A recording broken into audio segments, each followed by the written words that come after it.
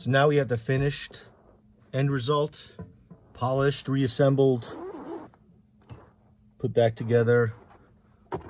All the screws and their washers are back in their original positions.